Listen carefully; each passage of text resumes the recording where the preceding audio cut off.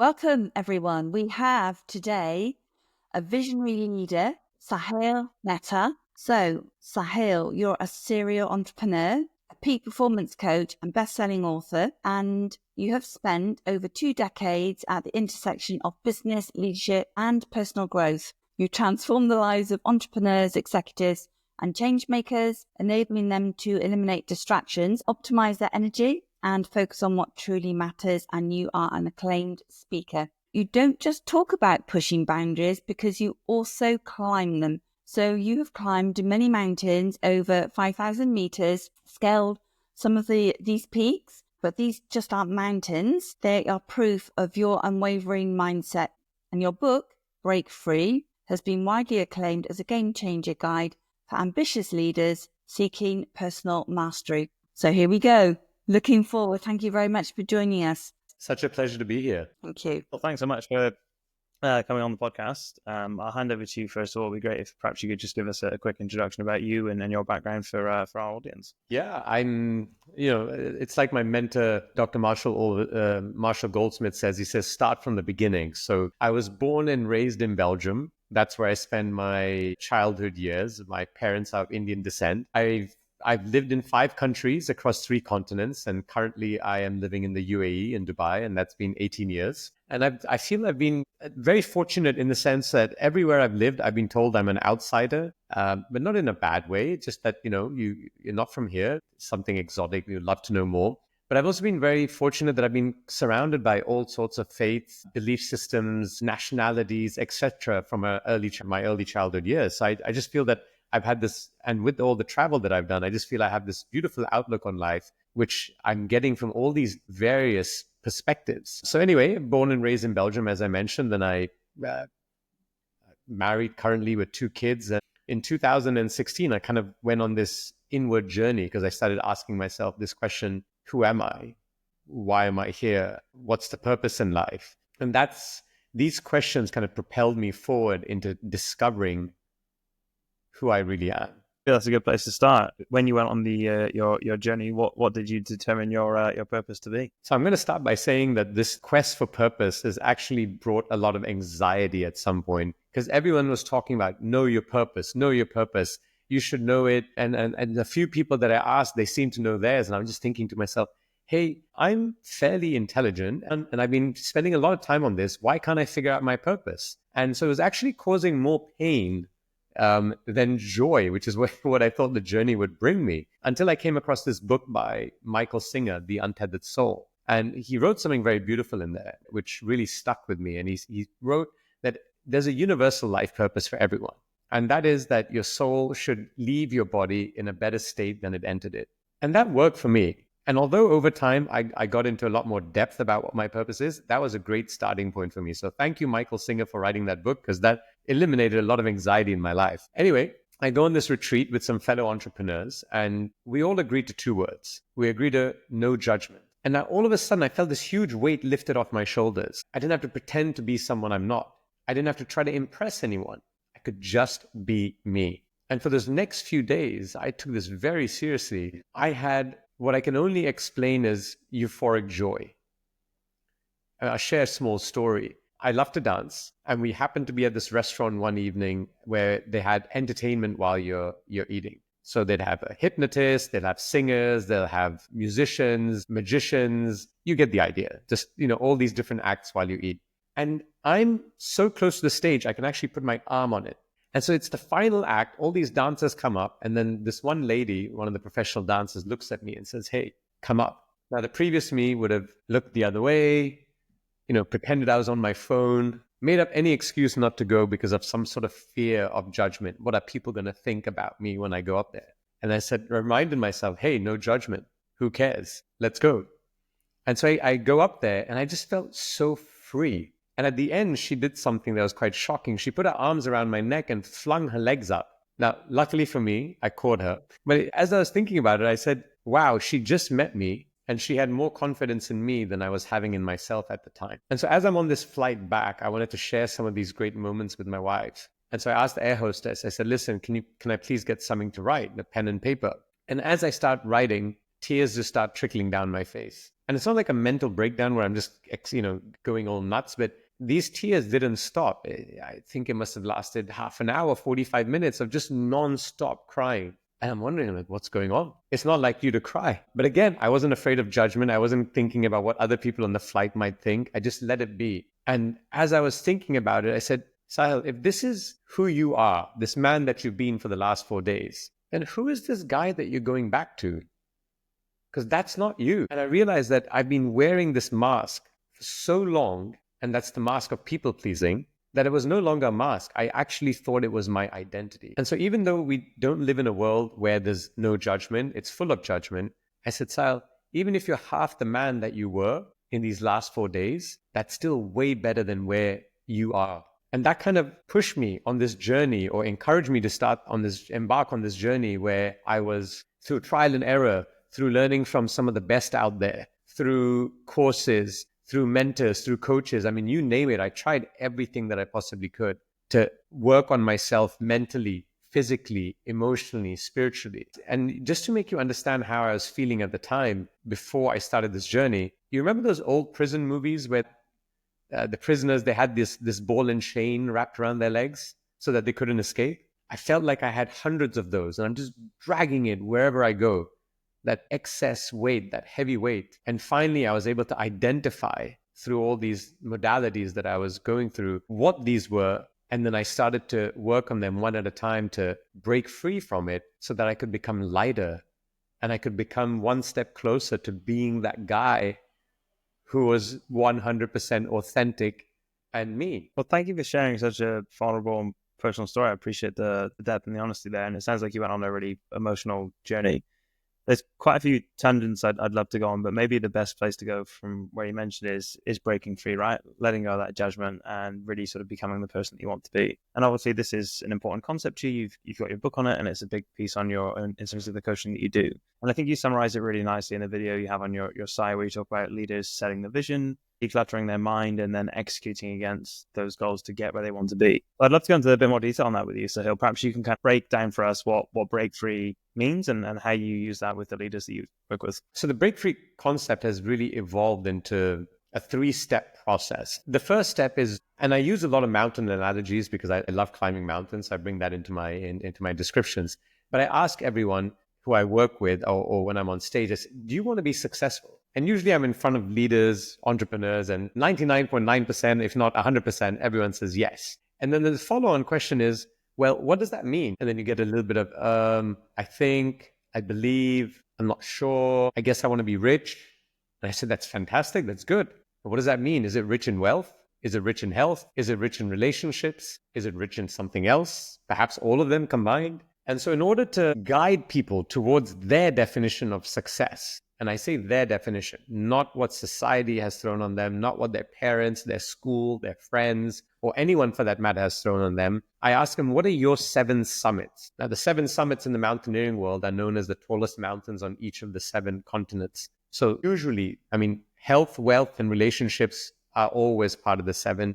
But other things may include spirituality, personal development, physical environment, fun and recreation. And sometimes people even want to split family and partner as 2 separate buckets because, they work with them in different ways. So they start outlining, okay, these are the 7 most important things in my life. And then we go ahead and define what the summit of that mountain looks like. So now they know where they are, they know their summit, and they understand the gap. But what's beautiful about this is it brings a lot of clarity in their minds that these are the 7 summits I wish to climb.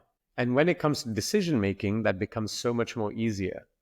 Because now if you are at a crossroad and you have to decide between 2 or more options, you can ask yourself, is it taking me up any of my mountains? And even more specifically, is it taking me up the ones that are higher priority at this stage in my life? And if the answer is no, well, your decision making just became so much easier. So that's step 1. It's clarity, which makes decision making super simple. The second phase is what I refer to as decluttering. As we're climbing our mountains, we have to carry weight.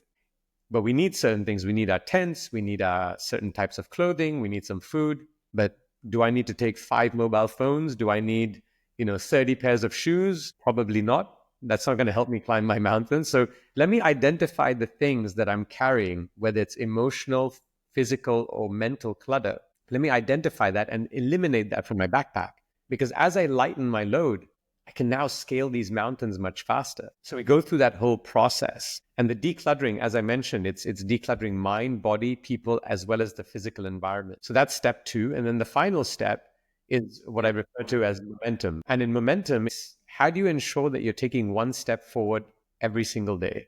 Because it's easy to get inspired. It's easy to get into a rhythm and then stop after some time. So through a process of self-accountability or having others hold you accountable, you just make sure you're taking a step in front of the other. And just to, again, highlight, when I'm on the mountains, especially when it's summit day, we're waking up maybe at midnight, 1, 2 in the morning. We've been climbing for days. We're tired, didn't get a great night's sleep. We're at high altitude. And that's when we attempt one of the hardest climbs. And many times I'm not even thinking about the summit because it just feels so far away. So I just tell myself, get your right foot in front of your left foot. And once that is done, I'm like, okay, great. Now put your left foot in front of your right. And by doing that and just ensuring I take one step at a time, slowly but surely, I get to the summit. So that's really the 3-step process that is ensuring that people get to what they consider success so that they have a life which is more fulfilled, which moves them towards a zero regret life. Absolutely. And there's so many pieces to unpack there, but what do you find is generally the hardest part for people? What I found with people is that it's very easy to point. He did this to me. It's because of her. It's the government. It's the traffic. It's always something, but very hard to look in the mirror and say, what role am I playing in all of this? Because it's so easy to blame others. And I'm not saying no one's done anything, but guess what? It's your life. You have the power to make the decisions that are right for you so that you can live the life that is as per your definition of success. Definitely. So looking in the mirror is one of the hardest things. And the second thing I would say, just to add, because this one comes up a lot, is sometimes people need to have a very difficult conversation. At least that's what they think in their head, with someone else. Because they've just been avoiding that conversation. They slip it under the rug. They just hope that over time it disappears. But the reality is it doesn't. Whatever that challenge was, that wedge that was created between you and someone else that you care about, over time, the distance just keeps increasing. And so they find it very difficult to have that conversation. Now, that could be a loved one. It could be a friend. It could be someone that works for you, your co-founder, your boss, your employee, anyone. It just, in their mind, it's just very frightening. And so they choose not to have the conversation that they should. Absolutely. And I think those conversations sound very tough in themselves, let alone the goals I'm sure the people that you work with set themselves. And I'm going to end on this quote that you have on your website, which I love, because I've heard a variation of it before, which is someone didn't know it was impossible, and so they just went ahead and did it. And I heard a similar quote previously where someone did some heroic feat, and I can't remember what it was, but someone asked them, well, how did that person manage to do this thing? And they said, well, no one told them that he couldn't do it, and so therefore he did. And so I was going to ask you, Sahil, do you maybe have an example yourself or someone that you worked with in the past or a business where they had a goal, some lofty, huge, grand ambition, but they managed to do it anyway? So more than the business, I'm going to use another mountain example. I do retreats on the mountains. I take business leaders up mountains. And I say business leaders, but actually it's leaders. They're leaders in different capacities. It doesn't always have to be in the work environment.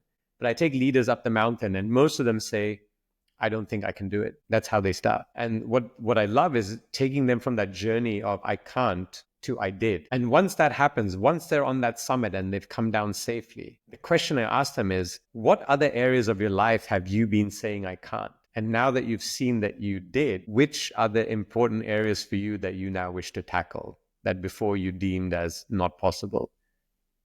Because sometimes you need people to get into that fire has to build up, that momentum has to build up. And rather than just thinking it, they experienced it. And now they're all charged up. And that's like the perfect opportunity to ask them that very powerful question so that they go ahead and start breaking through their own self-limiting beliefs. In that example, Sahil, they will have had a lot of confidence gained, believing they couldn't do something. They climbed the mountain, they got the confidence, they're full of excitement having achieved it. How does that encourage them to then have that difficult conversation, which is not aligned to climbing a mountain per se? So what changes? So I believe that takes him partially there. And I say partially because you also need the tools. But before we get to the tools, when you're charged up, and I think I read it somewhere, it's like someone who watches Rocky and sees him winning the boxing match at the end and then goes out after the movie and says, I got to go to the gym. I'm going to go run 10 kilometers.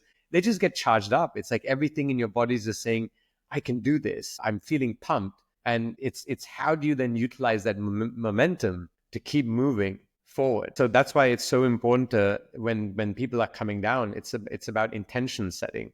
So it's so important to have powerful questions at the end of the retreats so that people can then continue the momentum. Otherwise, what happens is they just go back to doing what they used to do. And it's just, a feel-good factor for a few days. So let's talk about then the tools for having those difficult conversations. You're feeling pumped, you're feeling elated, you want to make change in your life, had a fantastic experience. Let's combine that with the tools they need when they come back to their version of reality. So I'm going to split this into two parts. I'm going to split it into prior to having the conversation and then the conversation itself. Now, prior to having the conversation, I always tell people, like, don't rush, right?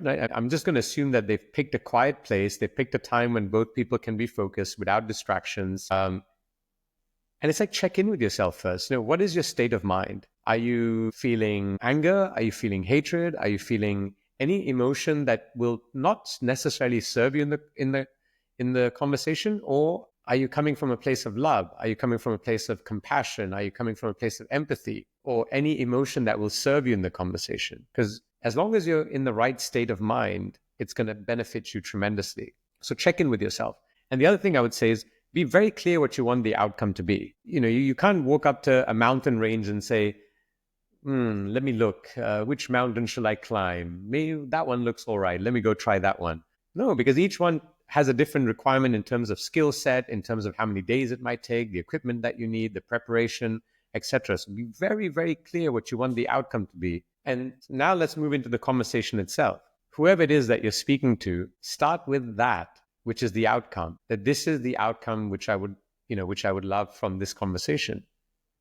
Because I don't know about you, I've had conversations where I thought I was going in one direction and all of a sudden it went in the exact opposite direction. And that's because the outcome that I wanted wasn't stated very clearly from the beginning. So state that first. And I'm going to share another 4 tools. The second tool is listen. And by the way, you can even have, depending on who it is on the other side, you can even agree on the design alliance between the two of you when you're having the conversation.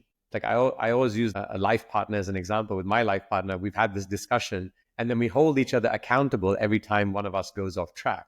And when I say listening, by the way, it's not the listening that when you get on an airplane and the pilot's announcing it's 3 hours to the Bahamas, the temperature's 32 degrees and bright and sunny, fasten your seatbelts, we'll be taking off soon and serving refreshments. I mean, no one's really paying attention, right? You're listening on your headphones, perhaps, you're on your phone, you're reading a book, you might be speaking to a fellow passenger, whatever, but you're not focused. Now, on the way to the Bahamas, the pilot announces, we've just lost one of our 4 engines. Now, in order for us to have the best chance of survival, I suggest you do the following. How has your listening just shifted? You're now paying attention. You're listening to every word that captain is saying because you want to live.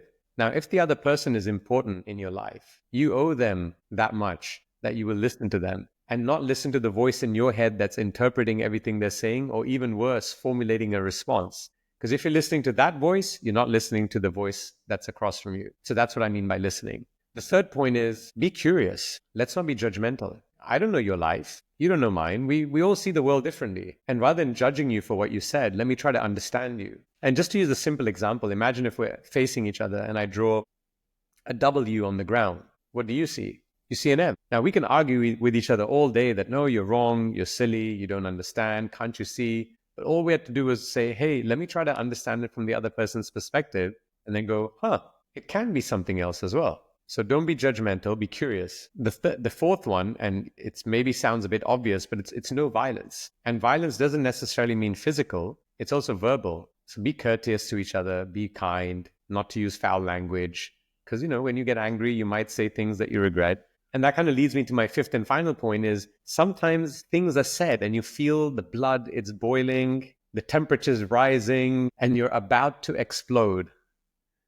And that's when you pause. And when that's happening because there's a physiology, your body's physiology is changing. Something is happening inside of you and you know that it's about to happen. And my coach, she said it best to me. She said, Sahil, imagine yourself to be a horse and a horse rider. In general, you're the horse rider. You're directing the horse where to go, speed up, slow down, jump, stop, whatever.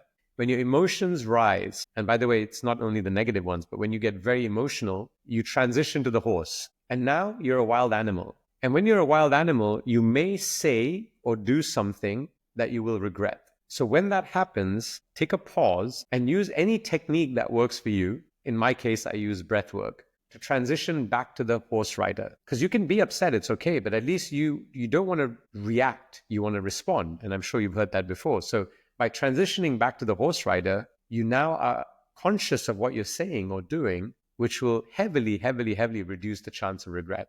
So if you follow this 5-step process during the conversation, as well as what I shared prior to the conversation, you've increased your chances of a successful outcome with that individual. But it can be strange at times because now, luckily my life partner, she's used to it. But sometimes we're speaking and I just go blank and I go silent. And first she's like, why aren't you responding? That's so rude. But now she understands. It's because I've transitioned to the horse and I'm transitioning back to the horse rider. The analogy makes it really clear. And I'm going to ask Callum in a minute what he might do in that situation where you're having a conversation and you can feel yourself getting perhaps a little bit emotional or cross, whatever it might be. What I do is I go to the loo. I give myself a loo break and I just go there and I give myself a bit of a talking to and I calm myself down. You use breath work. Callum, what do you use? Well, I haven't really had a conversation like that recently, but I think what I would do is probably what you said, Sahil, where I think you're tempted to probably want to say every swear word under the sun. I think it's a case of restraining yourself and trying to remain calm and perhaps bite your tongue and come up with a more appropriate response. That's probably what I would do. Or if you really need a break, then yeah, just excuse yourself from it and come back to it. But I think it's a case of taking a deep breath, pause and think before you speak. It would probably be what I would do. If anybody, we'd love to hear your tips as you're listening to this. Tell us what you do when you can feel that emotion rising, because we can all support each other with the things that we might do. When you say you use breath work, Sahil, could you give us a really quick example of what you might do to calm yourself down in that situation? Sure. There's so many different types of breath work, but the one that I've found to be most effective for me in these scenarios is box breathing. And box breathing, basically, for those who can see, what you do is you breathe in for example, 3 seconds, you hold for 3 seconds, you breathe out for 3 seconds, again hold for 3 seconds, and that completes one box. And I usually do that 3 times at a bare minimum, brings me back to the horse, transitions me back. Sometimes the transition requires maybe a few more rounds, but 3 generally works. And what I love about it is it literally takes just over 30 seconds to do 3 rounds of box breathing. And in that much time, you went from potential regret to having a much more constructive conversation. That's all it took, 30 seconds. It's amazing how that can just calm. I think it's really quite incredible how that works. Okay. You've climbed these peaks, which is a phenomenal achievement. And when you're on the mountain, I'm sure you've had moments where it's been a life or death situation where you've had to think quickly. Would that be fair? I don't know if I've been in a situation where it feels like life or death to me. However, my wife, who's climbed every high altitude mountain with me, on one of the mountains actually said, perhaps we should not be doing this together. So I guess what I thought and what she thought were 2 different things. In terms of safety, she felt that there was a higher risk of what we were doing. And this was when we were on a mountain in Peru, which was over 20,000 feet, so over 6,000 meters. And we were going up walls, you see in the movies with the ice axes, and then you put your feet on up and you keep going up. But even that, I don't think that's what fully scared her. It was the crevasses, right? You had to step over them. And as you look down, you can't really see the bottom of some of them. I don't think she liked that very much. And that's when she said, perhaps we don't do this together. Okay. So you've had situations where you've had to then adapt to the situation quickly. It's needed quick mental thinking, quick decision making. What tips can you give us to apply that to a high stakes boardroom situation or a high stakes where you've got to make that decision and it's got to be a confident, clear, well thought through decision? How can we apply the principles on the mountain to the boardroom? I love your question, Rebecca. I'm just going to give a backstory before I answer that question. When we're in a house, in our office, it's a controlled environment. We control the temperature, we control the lighting, we have 4 walls, it's comfort. We feel we're in control. And what's the worst that can happen if you make a mistake? A relationship may end, you may lose your job. You're not going to die, right? That's probably the worst that can happen. On the mountain, And this is where I speak about the clarity mindset or the mountain mindset is you can't afford to make those mistakes, because a mistake like that on a mountain where it's not in a controlled environment, you're at the mercy of Mother Earth and your fellow climbers and guides, could lead to serious injury or even death. And so one of the things that we do, and now to answer your question, one of the things we do when we're climbing high altitude mountains is we don't want to be making decisions at 5,000 meters plus. Oxygen is less. We're tired. I mean, we're just not in the right frame of mind to make decisions. So how do we get around that? Before we start the climb, we go through as many what-if scenarios as possible. Now, of course, I'm not going to think about things that are extremely rare, like a war happening in the country where we are when it doesn't look likely at all. There's no point going through the extremities. However, there are many what-if scenarios that could happen,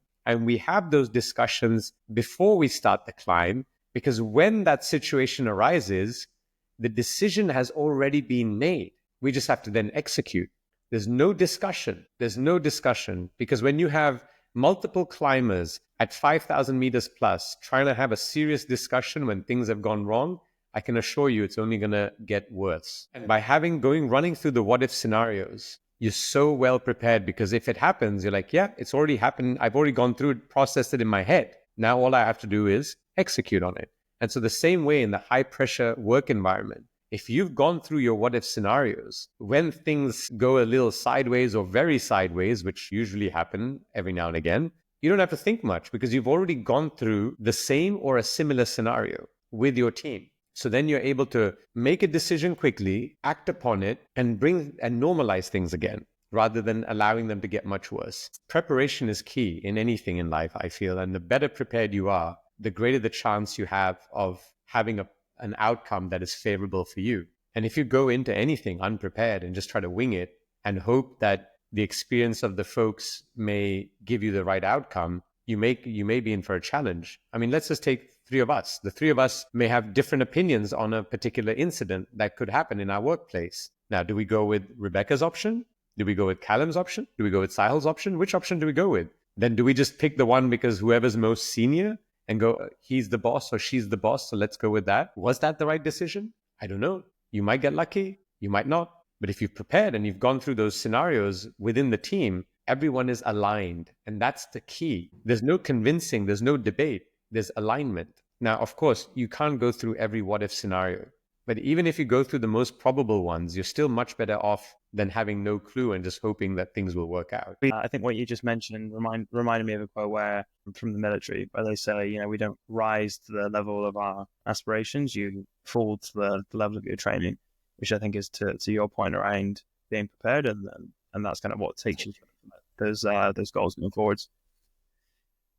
Last question on my end, Sahil, as we draw to a close. I'd be curious to hear, you've worked with many leaders in your career. What is the best piece of leadership advice that you've been given, and you'd be happy to share with our listeners? The best piece of advice that I can give, I'm going to cheat and give two. One is, don't be afraid to be you. I believe that all of us, when we're in our element, when we're just being ourselves, not trying to be someone else, we perform at a much higher level. And to add to that, I would say, there's no better time. And when it's something that you've been holding on at the back, I'm assuming here that people have been procrastinating on certain things.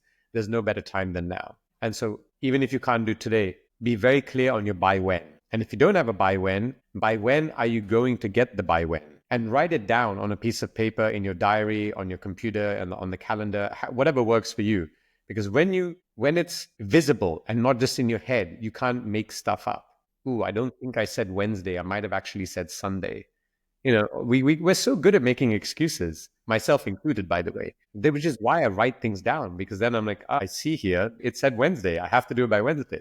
So by when, and if you don't have your by when, then by when are you going to get the by when? So it's been awesome to have you on the podcast. Thanks so much for your time. We'll add the links to this in the description, but what's new in your life going forwards? Where can people reach out to you, and where's the best place to get in touch? Best way to get in touch is either through any of the social media channels or my website, which is www.sahilmehta.com, which you'll be providing. My email address is simple. It's just sahil@sahilmehta.com. I love chatting with people, so feel free to drop me a message and I'm happy to connect. Other than that, some retreats are around the corner. There's a mountain retreat that's being planned. Dates aren't finalized yet, but in November in Bhutan.